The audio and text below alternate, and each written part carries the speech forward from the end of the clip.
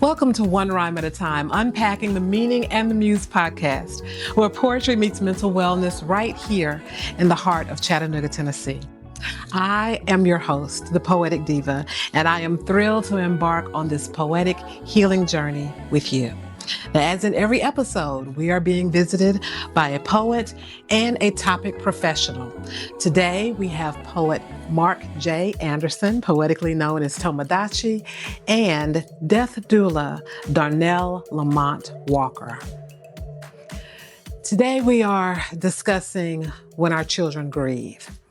This episode is a deeply important one for our community and includes discussion of child loss, trauma, and grief, which may be difficult for some listeners, especially those who have experienced similar situations. So please take care of yourself while you're listening. If you need to pause, step away, return later, do that. It is completely okay. This conversation is intended to create understanding and to provide support and not to re-traumatize. Because we realize that loss, trauma, and grief impact our children, our families, and the community as a whole. So let's welcome our first guest, Mark J. Anderson, poetically known as Tomodachi. Mark J. Anderson, poetically known as Tomodachi, grew up skiing and working in the mountains of Utah, but loves the creative community of his new home in Chattanooga. After a career in carpentry, Mark returned to college to pursue what he is passionate about, which is the study of people and the cultures of the world. During this season, his artistic inclinations, which had been lying dormant, were reawakened, and he began writing. He writes by the motto, "Writers are world changers," and hopes that his writing makes a positive contribution to our world. Mark has authored several books, including an eclectic memoir in honor of his 70th birthday entitled And Then, Shushu's Bright New Day, which is a colorful children's picture book featuring a cloud that gets lost and after a night of mourning resumes a happy life, Oh Happy Dog, which is a comical story of a dog with an identity crisis, Dribble and Drool, a collection of poetry and stories. His work is also featured in several poetry anthologies and collections because of his connection with the Chattanooga Writers Guild, Rhyme and Chat Interactive Poetry Organization, and the Wanderlinger Poetry Circle. Mark has chosen the Japanese word Tomodachi as his poetic name, and it simply means friend. So please join me as we welcome Mark J. Anderson, poetically known as Tomodachi, to One Rhyme at a Time. We thank you, Mark, for being with us. Thank you. So join me as we listen in as Mark shares his poem, Passion for Woodmore, on One Rhyme at a Time. 8:07 a.m. He drops in his seat, stone cold face, eyes down, no sparkle. Like an old man, he just stares into space. No mother kissed or hugged him today to prepare his heart for the way. At age 10, he is alone. Another youth laughs. She is brilliant. Her hair and features anticipate the blossom of great beauty. But she is unaware of the boys who will consume, not respect, this queen. For when the industry of entertainment enslavement sells wraps of lips and hips and grooves, then who can protect this precious one? An angry, violent girl boasts of the harm she will do 'cause she was looking at me. Will she be the one who engages the man in blue and is slain, or will she slay her weaker foe? 2. Lock horns, engage, verbal assault, smackdown, trash talk. Your mother is, your father do. Sad, 'cause they, of all the kids, are most kin. Their own self-hatred burns deep, so I plead, please stop, for these are too precious to lose. One boy, exceptionally bright, focuses, concentrates, more than others, a classic case full of potential. But I fear for him, a statistic born into gangs. They are everywhere, and he is most vulnerable. One sweetheart seldom smiles. No, never smiles. What kind of hardness is in her home? Is there no tenderness anywhere? Can you imagine her future at 23 with new scars or incarcerated? An insult, a push, fist fly, angry emotions, no restraint. Impulse rules is the only rule in their hostile world, but they are only 10, going on 18, or 35, doing 9 to life.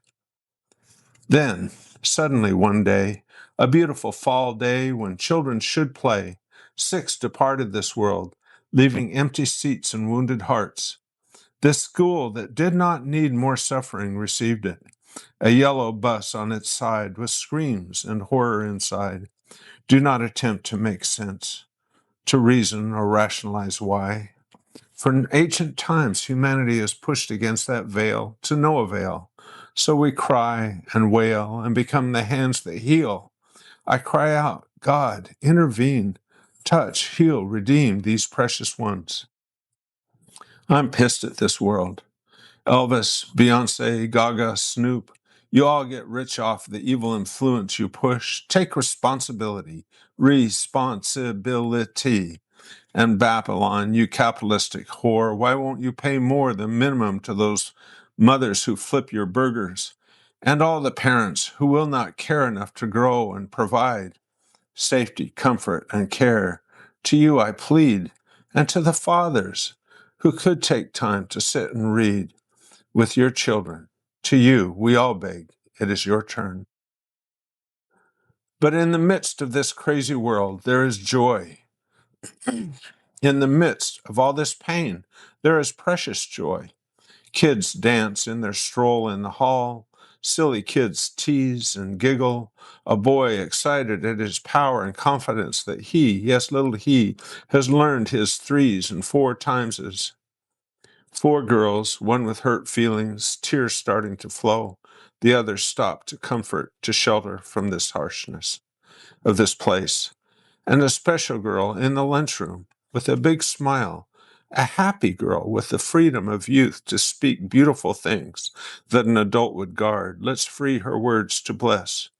Mister, you have a beautiful smile, and brings tears to this old man's eyes.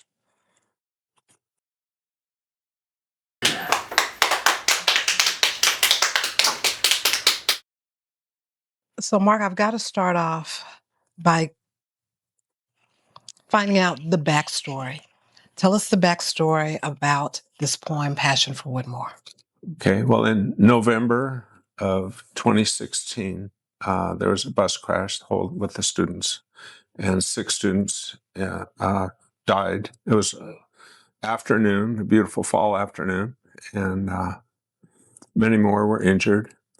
I moved to Chattanooga in May of 2016, and in January of 2017, so just a couple months after the accident, I got hired to work at Woodmore as an assistant. So I had worked as an assistant educator in Utah before I moved here. So I got hired first in a classroom, then I went into the tutoring center where I did math, group lessons in math for the rest of till the end of the year. And for me, being new to Chattanooga, new to the South, it was really an experience to work with young people, people of color, where I'd come from a very white state.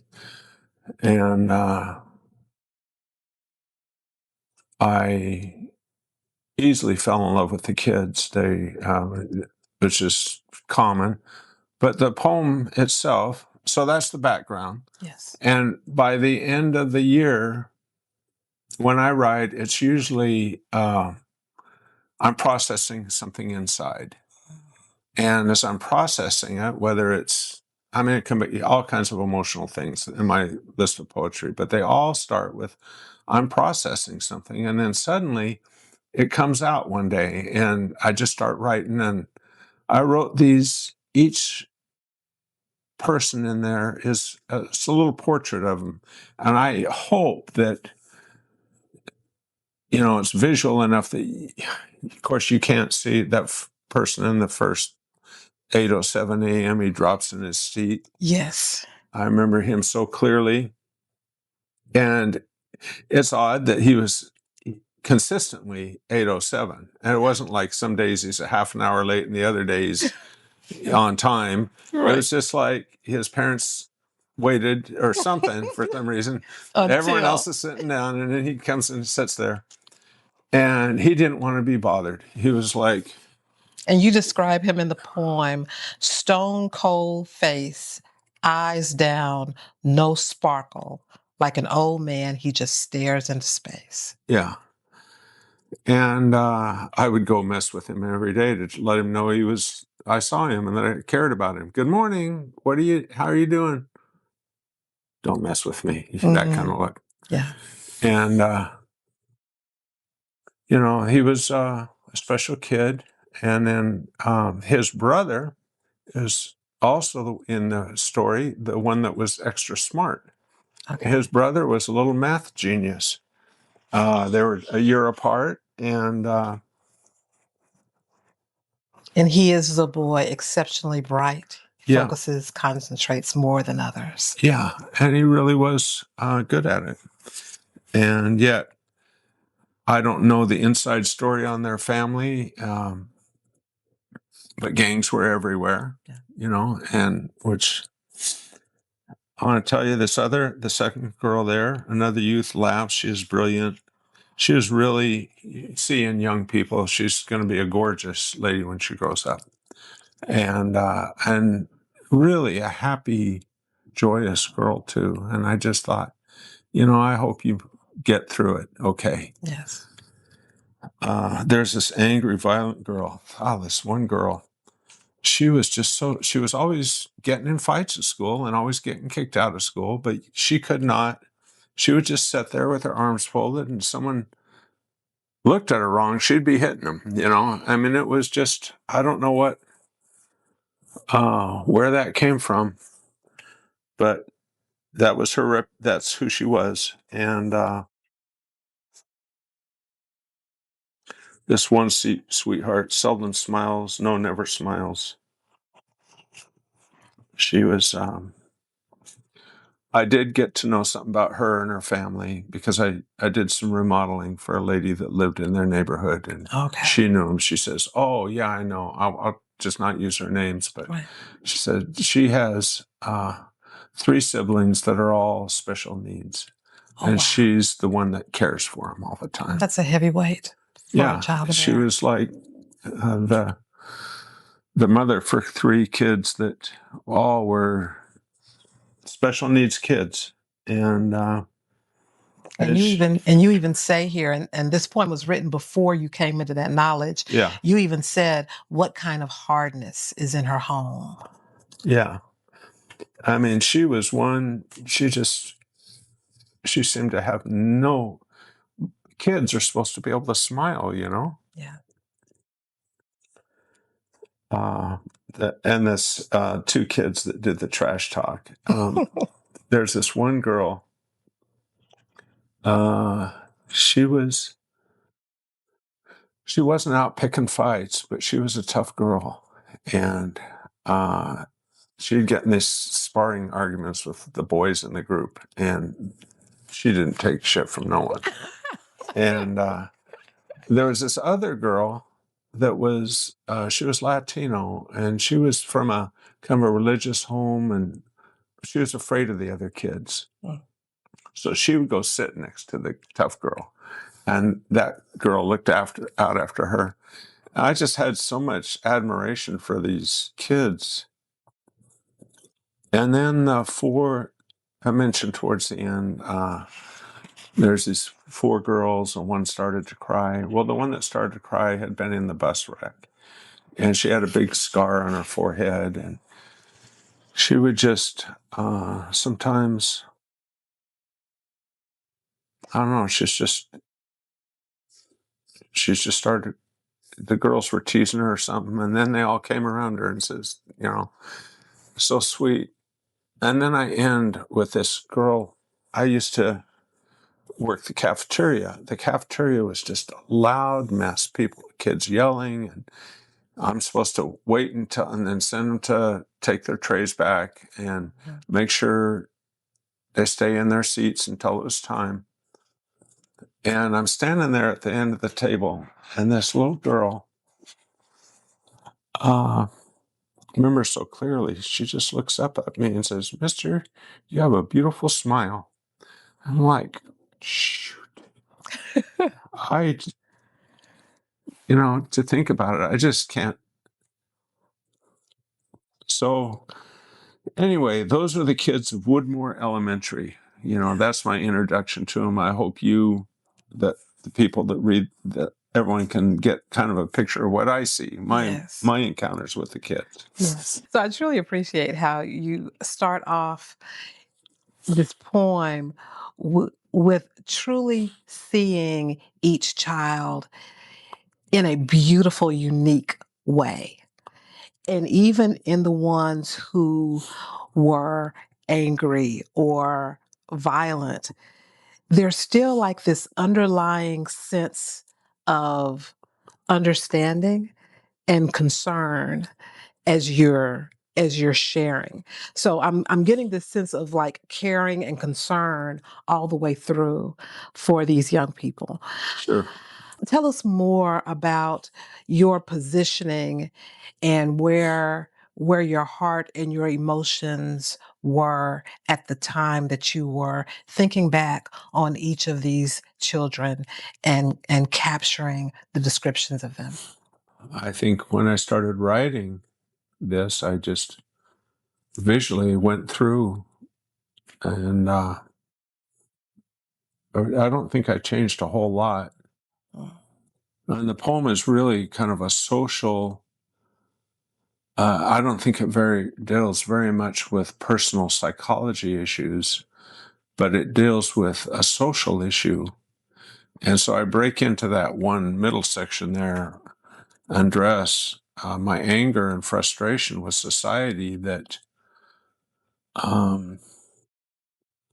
that parts of society are such a mess. They have such a hardness to them.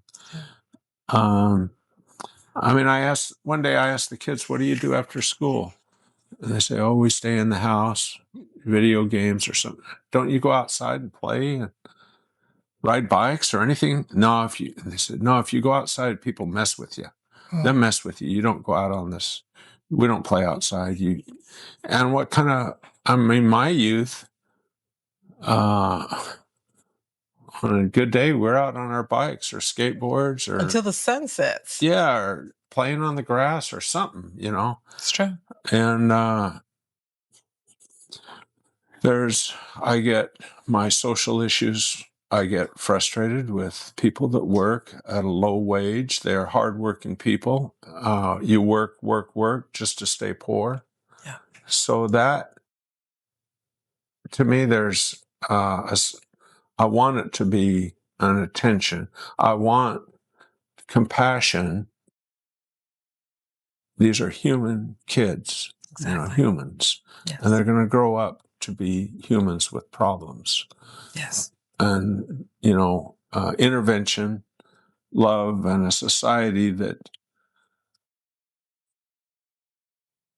is compassionate is what I'd like to see. And I hope I write with the theme that writers are world changers.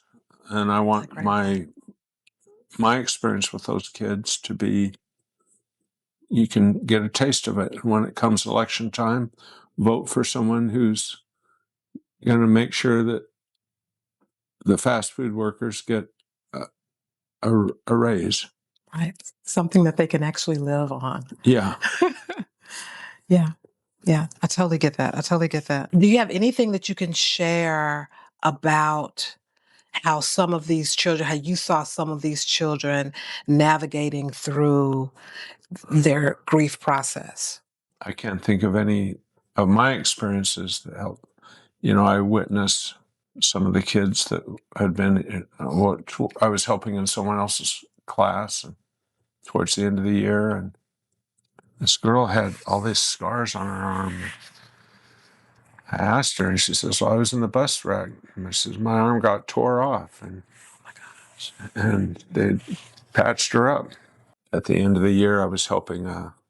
The teachers have to put these files together for the get passed on to the next grade or the next. They go with the student, and there's a list that each file has to have. These test results, these different things that are in it.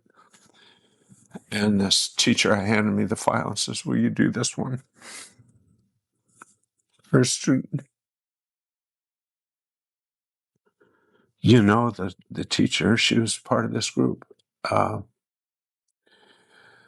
And this student had died, her 5-year-old student.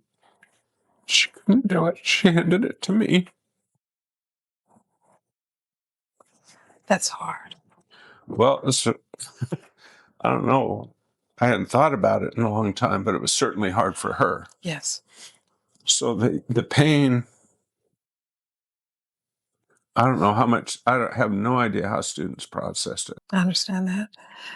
It is very clear from the poem that you crafted that your time at this school, even though it may have been short, was impactful to you. Tell us about how your closing line, and if you'll read it again, when you're talking about a special girl in the lunchroom, tell us about how that interaction impacted you.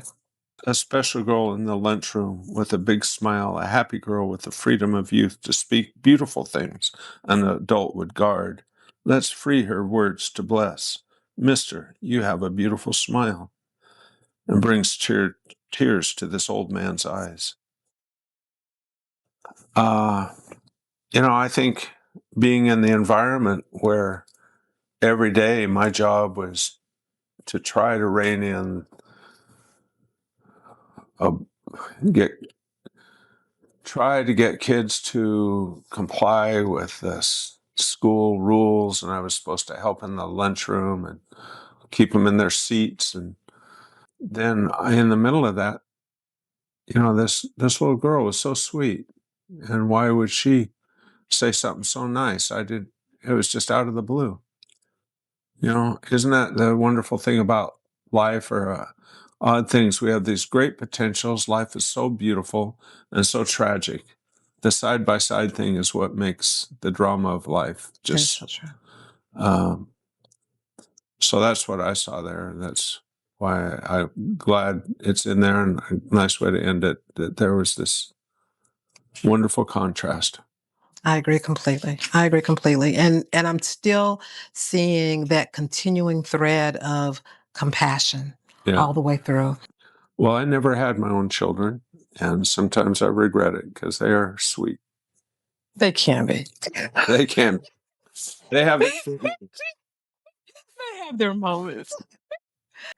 If people are wanting to connect with you, what is the best way to contact you? I have a website that's mjanderson.art, not .com, .art. Okay. And on Facebook, I have also mjanderson.arts, I think it is. So that's to promote my music and my poetry, my writing and my books and my artistic endeavors. Okay, so we'll be able to, if someone wants to order this book, they would be able to order this book. They would find the link that takes them to Amazon. It's on Amazon. Perfect. I have another question for you. Your poetic name, Tomodachi. Yeah. Tell us about that. What does that mean? 20 some years ago, I had a chance I spent some time in Japan, and it was some wonderful experiences. But while I was there, I learned a few words, and one of them was friend. Okay. Tomodachi just means friend. Oh, nice. That is wonderful. And that is such a fitting name for you. It's hopefully I'll live up to it. Yes. Well, we thank you for coming on the show, and we thank you for being our friend. Thank you. Thanks, Mark, for sharing your poem with us. Now, as we move forward, it is important to recognize that children do not process grief the same way that adults do. Grief in children can look like confusion, withdrawal, irritability, or even moments of unexpected laughter. Some children may ask direct questions about death or safety, while others may not express their feelings at all. In many cases, children do not yet have the language to articulate what they are experiencing internally. However, that does not mean that they are unaffected. Trauma can live in the body. It can show up in behavior, in sleep patterns, in attention, and in emotional regulation. And this is why conversations like this matter. So it is important to always seek support from a trained medical and mental health professional if you have any concerns about yourself or about the children that you love. Now, with that being said, let's welcome death doula Darnell Lamont Walker to One Rhyme at a Time. Darnell Lamont Walker is an award-winning writer, storyteller, and public health professional whose work centers on healing, identity, and community care. He is widely known for his work around Black Boy Joy, a movement focused on affirming the emotional well-being and humanity of Black boys and men. Through his writing, speaking, and community engagement, Darnell explores how trauma, grief, and lived experiences shape individuals and communities, and how storytelling can be used as a tool for healing. Darnell Lamont Walker is a writer, filmmaker, teacher, and a healer, currently creating content in hopes that all children get to see themselves. He's currently living between the Chattanooga National Forest of Georgia and Johannesburg, South Africa.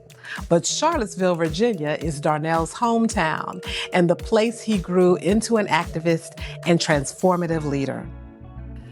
Having never let go of his imagination and playful spirit and believing strongly that representation matters, Darnell currently creates content for children who rarely get to see themselves on the screen. Blues Clues and You, Two Whats and a Wow, Work It Out Wombats, and Karma's World are just a few of his recent credits. Jokingly called the most interesting man in the world, Darnell is also, among many things, a death doula, true world explorer, storyteller, and filmmaker looking for intersections for his work. Seeking Asylum, Darnell's first film, explores safe spaces around the world for Black Americans seeking to escape American injustice. Next, Darnell produced Outside the House, a documentary exploring Black mental health. His third documentary, Set Yourself on Fire, is about the global rape epidemic. Darnell's goal with his art is to continue to support communities around the world through the building of safe spaces where healing can happen. Join me in welcoming Darnell Lamont Walker to One Rhyme at a Time. Everyone, let's welcome Darnell. Thank you so much for being here with us. Thank you so much for having me. Oh my goodness, my goodness. So, you're here visiting Chattanooga. Tell us a little bit about where you're from. So I born and raised in Charlottesville, Virginia. Haven't lived there in a long time. Left at 18 and went to Daytona for college, but that will always be home. But I lived not far away from here in the Chattahoochee National Forest, which is like on top of a mountain in the middle of the woods. And it's pretty peaceful. So, yeah. So that's where I'm from now. That's amazing. Yeah. So what led you to the forest? COVID in a way. I was living in New York. I work as a writer professionally, so living between LA and New York for years, and then South Africa as well. And once COVID happened, I figured I could renew my lease in New York for a lot of money, or I can find the place I've always wanted that was peaceful, that was off somewhere. And I started looking, and I drew a big circle around a bunch of trees in North Georgia, and a cabin popped up, and I said, that's the one I want. And sight unseen, I bought it and came down. And I've been there. This year will be year 6. So it's been amazing. And you're happy with the decision that you made? 100%. I love it. That's amazing. Mm-hmm. So I'm going to start off with like the obvious question. Go for it. What is a death doula? Yeah. So great, great way to start. And I always have a problem answering it. But essentially, at the core of it is just someone who assists an individual or family at the end of life. But we all bring pieces of ourselves to the work. And so it's also whatever other things we do. So it's that at the core. And then for me, I'm a writer. I love storytelling. And so as a death doula, I help people transition, but I also help them tell their story and help them leave something behind for the people who will be left here. Yeah. Okay, so tell us a little bit more about when you say helping them tell their story. What does that look like? I think everyone has a story to tell. We've all lived a life, and there's so many, like, sometimes we don't know how to tell it. Me, I've been telling story. I've been a witness to people's lives, an observer. I love people watching. And so I could tell anyone's story. And so I like to come in and just talk to them and say, what would you like to leave behind for people to know about you? And then they're like, oh, and they start talking and realizing that their life is just a collection of stories that they, and memories. And so I write them down and find a way to tell them in a book, or even if it's just the obituary, or some people have wanted to start a memoir, but whatever that is, it's just leaving that legacy behind in a way. That is beautiful work. That is beautiful work that you do. I Yes. So today's topic for this podcast is when the children grieve. So there's a lot of conversation around the topic of grief, around the topic of death. And in a lot of cases, the children aren't mentioned. The children are kind of left out of the conversation. Not always, but for the most part, from what I've witnessed, kids we want to protect them. We want to keep them separated from what's going on. What are your thoughts when it comes to the grieving process and our children? How important is it for them to be involved in that process? Absolutely. I mean, children deserve everything that we think we deserve. The closure, the being able to say goodbye, being able to process their feelings, their emotions. So a lot of times what I've found is that when we find it hard to talk to the kids about grief and death and dying, is because we're afraid they're going to ask us things that we don't know how to answer. And adults are so afraid of getting things wrong with kids that's usually what happens. And it's like, no, you could get it wrong, but at least have the conversation with them. No one expects you to get everything right. It is tough because you also don't want to traumatize a child by saying, the wrong thing. But it's like, if you allow them to use their curiosity, then you can find the answer. Like, we're in a place where everyone has a cell phone, and so the answer is right there. You can find that. So then it goes into, well, maybe you're just afraid of death too. And so it's, we have to start making better children, building better children. Who don't turn into these adults who are afraid of that. But that starts with having that conversation. And, I think the numbers now are 7 million kids in the U.S. have experienced the death of someone very close to them. And it's like, that's a large number. And we're not talking about that. And so we have to have those conversations. And thankfully, more parents are open to it. They're open to taking kids to the funeral and just saying, if you want to, and being gentle with it. Like, if you want to leave, let me know. We can go at any time. But if you want to stay, you can stay. But what I've seen, I've never met a kid that can't handle that. I've met many adults that can. Right. And so we have to figure, like, we know what that problem is. The adults that just don't want to talk about it. Right. So a lot of times we as adults, we project our own trauma onto our children. Trauma, fears, all that. Yeah. Yeah. So how can we as adults kind of face and even recognize some of that trauma that we might be projecting on our children when it's surrounding the death of a loved one? Yeah, just it's in community building, it's in conversation. A lot of times we have to find the courage to talk about that. Like, a lot of people, like, I got to be strong I think we don't really recognize what strength is. Like, strength would actually be you falling apart and you talking about it and you being open with and communicating with the people who matter most in this situation, but we don't do that. And so it's us first having the courage to open up about what the problem could be, and saying, oh, I recognize that I have an issue. Who do I need to talk to about that? There are many people who will be open to listening. Some of us don't have access to therapy or professionals, but there are friends and grief counselors. And now there's social media you can go to and find a grief counselor, hashtag grief counselor or whatever, and just ask a question in It's the at our DM. fingertips. It's at Yeah. our fingertips. Like, so the answers are, but we said, "Oh, I don't know where to go." You knew where to go for everything else. Right. You knew where to go for the good stuff. So the bad stuff's over there too. The bad stuff, but we have to be open to discovery. It's the beginning of that. So the different phases of grief, that we hear about, and we've heard that it's not a linear process, that you'll go from acceptance to anger and back to denial, and through all of those. Are they the same for young people?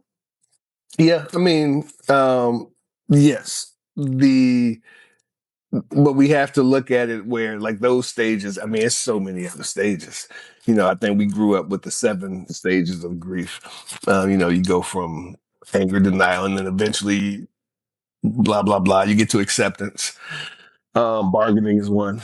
And those are, part of the grieving process.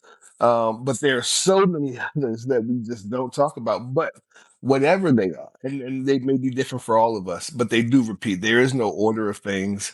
There is no moment where grief is cured. Yeah. We will always have grief.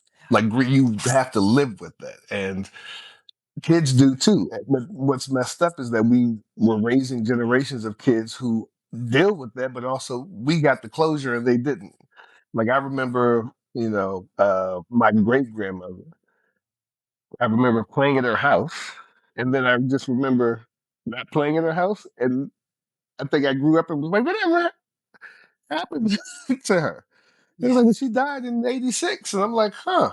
Yeah. No one let her say bye. Like, me and all my cousins who were the same age, and it was, and then you just grow up constantly in that. And so we have to give kids the same grace that we give ourselves. And they are humans too, and can handle it. Oh, well, they died. Oh, so I won't see them anymore. No.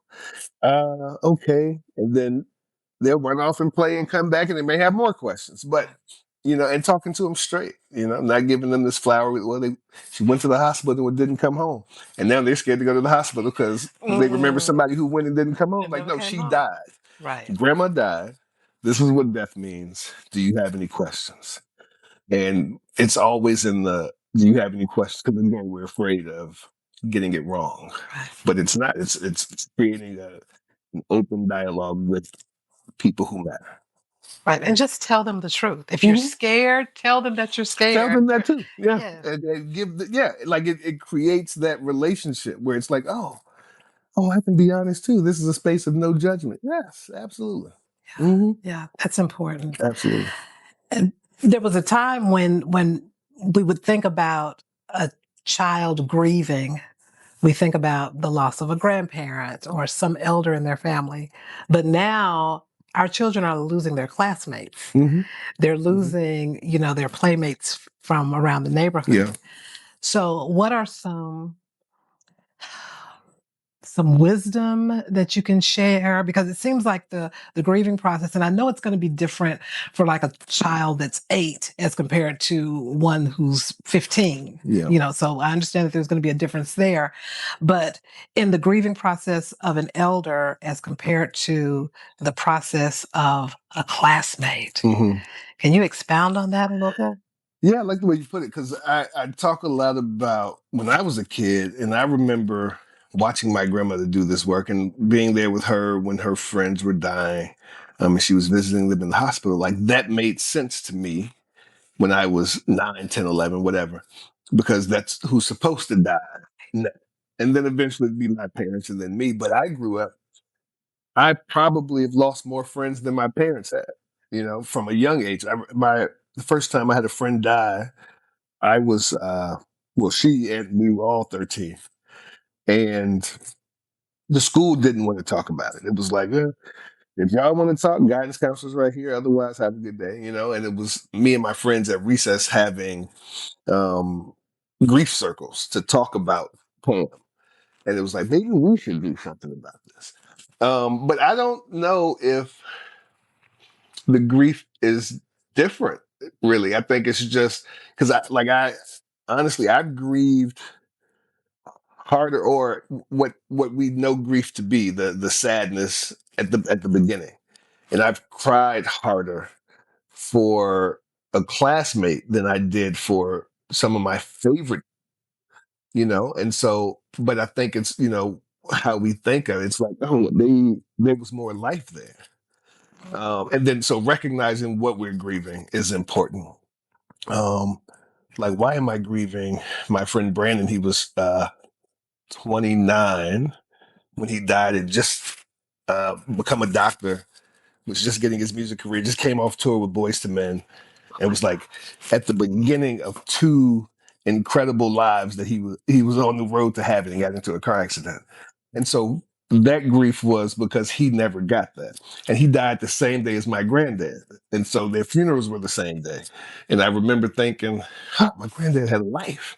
And that wasn't sad at all. But it was so sad. And so one recognizing where this grief comes from, where my grief comes from in that situation, and then figuring out how to honor that. Because then it's like, well, he didn't get to have that life he wanted. Well, I need to make sure that I live a life that I want. You know what I mean? And so that's, once we recognize it, we can figure out how to honor it, how to face it, and how to, you know, talk to other people about it. But it's always going to come down, like, it's who can I talk to about this that can help me not do this alone also. Right. Mm-hmm. Right. So therapy for our young people? Therapy for the young people, if they need it. I mean, I don't, you know, I'm an advocate for therapy. I think therapy is amazing. I think we all, we all need therapy. Even if it's just for tune-ups. We don't have to go every week. We can go when we need it, you know, create that relationship with your therapist. Yeah. And so therapy for young people, yes. I don't know if the grief will always require therapy. I think sometimes it can just require an honest conversation with the parent who has no therapy experience or no counseling background.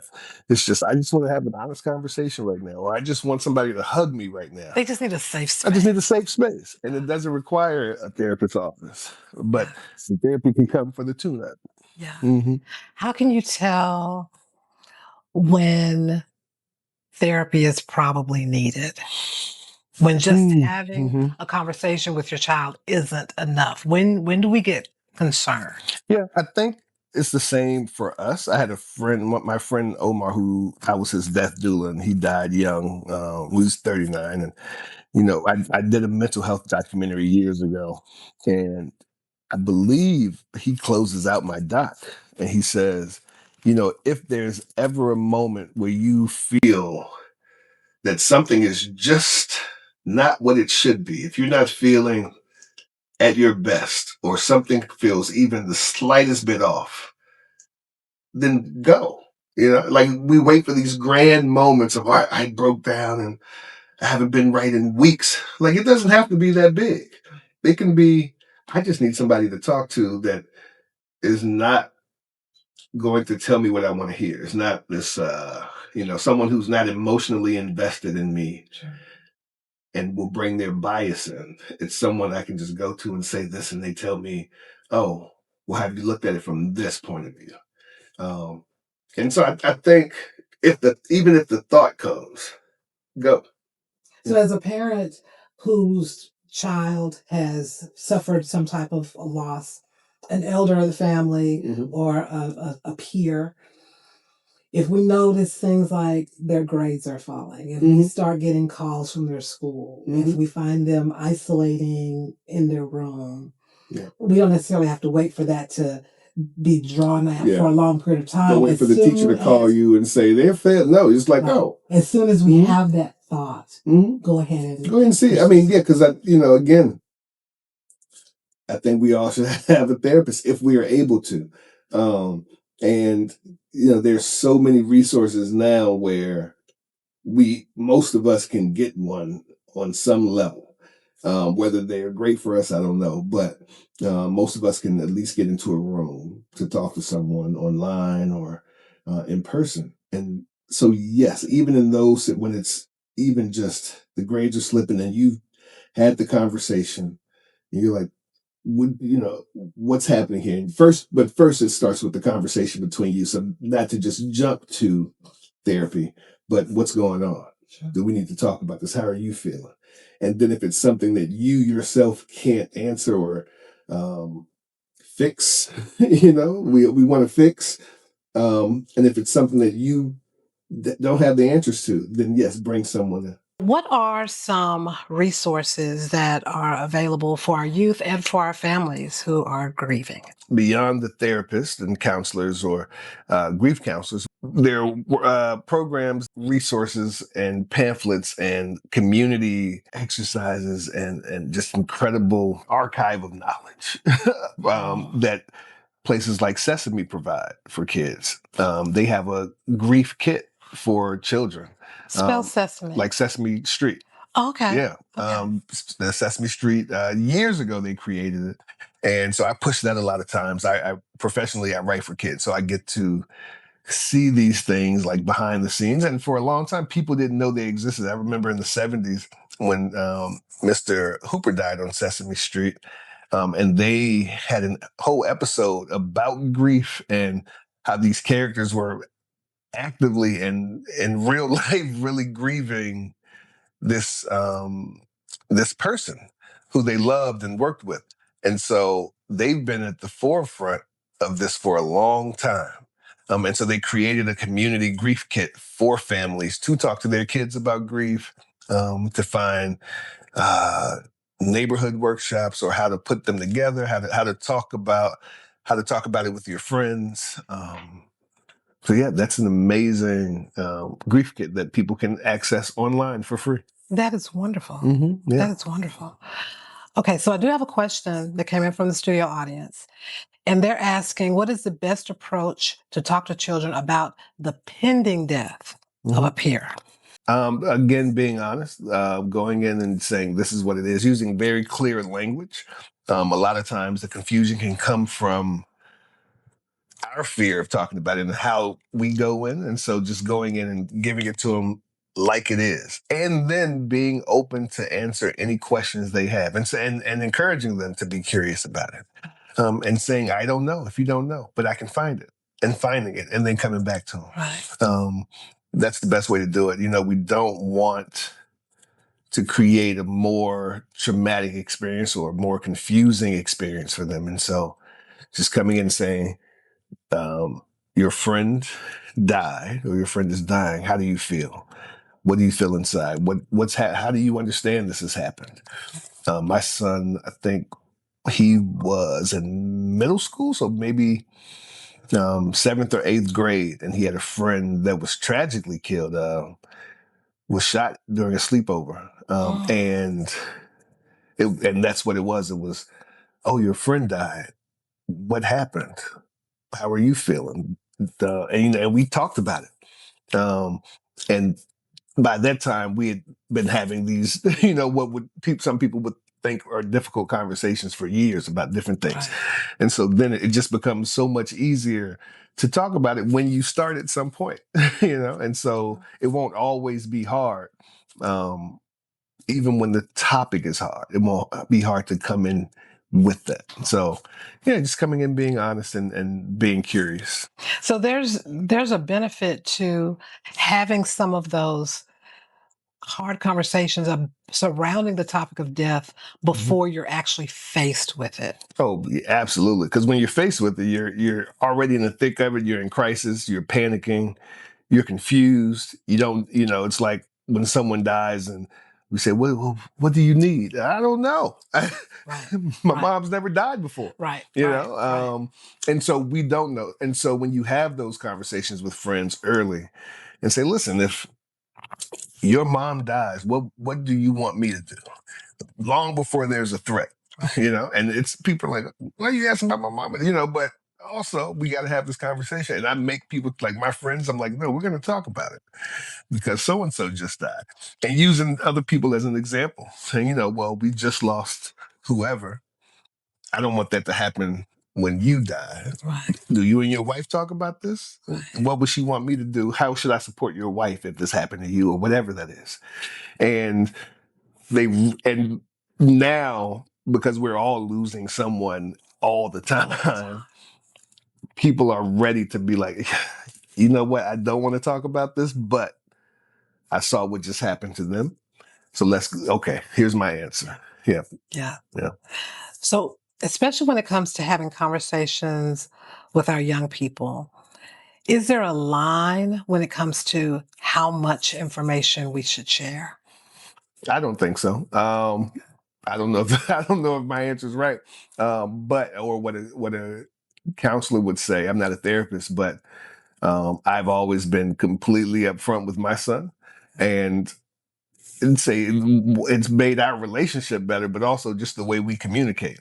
It's like, why hide that? You're going to find all this stuff out anyway. I know who I was as a kid, so I'd ask the adults, and they'd tell me whatever, and it'd be okay. But that would send me down a rabbit hole of, oh, well, let me go find the video. Now I'm watching videos of somebody getting shot in the head. What do you know? Whatever, and I'm gonna find it myself. So I'd rather get this from someone I trust and love, and I could come back to over and over with questions. Very good point. You mentioned that you're a writer, and I too am a writer, and I find writing to be very healing and therapeutic. What are your thoughts on allowing an opportunity for our young people to write as they're going through a grieving process, and how could that benefit them on their journey? Oh, same way it benefits us. I give everybody, I ask everybody, do you journal? And I have a cabinet of empty journals because I'm sure as writers, we all buy way too many because it looked nice. And it was like, and my other journals are looking like, well, we're not even done. But it's free therapy. Writing is free therapy. It also, as writers and creatives, journaling is just a way to unblock and unlock all these things that are keeping the good stuff down. Sometimes kids feel safer just putting it in writing, like we all do. There are things that we probably won't tell our parents, even no matter how close this connection is with us. So journaling, I say, give a kid a journal as early as they can possibly write down their thoughts. I mean, I was 7 writing. I got my first journal maybe at 11 or 12, and have been journaling since. And I see the benefits. And there are days when I forget, or weeks might go by and I'll forget. But then when I start it again, I see how much just clears out. Even if I've talked about it, I write down the stuff I've talked about and see how, therapeutic that is too. So I think kids really need to be able to journal, get their thoughts out into the world to make space for new thoughts. And you mentioned that you write books for children. You write children's books. And I write children's TV. Oh, yeah. So are any of them on the topic of death and grieving? Finally, I wrote an episode recently. I just turned in my final draft for a show that's on PBS.